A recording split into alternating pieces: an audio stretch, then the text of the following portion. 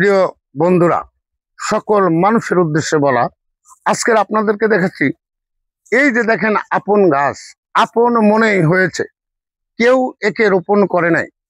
ইহা মহা ঔষধি গাছ। এই গাছের কষ দিয়ে বিভিন্ন রোগের উপকার হয়, আর এই গাছের পাতাও কাজে লাগে, এই গাছের ফুলও কাজে লাগে। তাই আজকের আপনাদেরকে এই দৃশ্যটা দেখাইলাম। যারা একমাত্র ব্যথা বিষে ভুগছেন, বাতের ব্যথা বলেন, গিরায় ব্যথা বলেন, শরীরের যে কোনো অংশের ব্যথা বলেন, এই আপন গাছের পাতা দিয়া গরম ছেক দিয়া যদি আপনি মালিশ করেন, আপনার এই ব্যথা বেদনা সব বন্ধ হয়ে যাবে।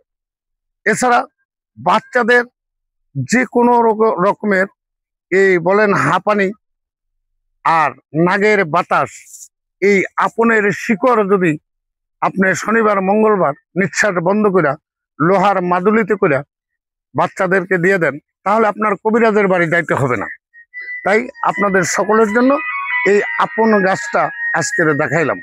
প্রিয় বন্ধুরা, আশা করি আমার কথাগুলো আপনারা বুঝতে পারছেন। আর যদি বুঝে থাকেন, লাইক দিবেন, শেয়ার দিবেন, সকলের হাতে হাতে পৌঁছে দিবেন।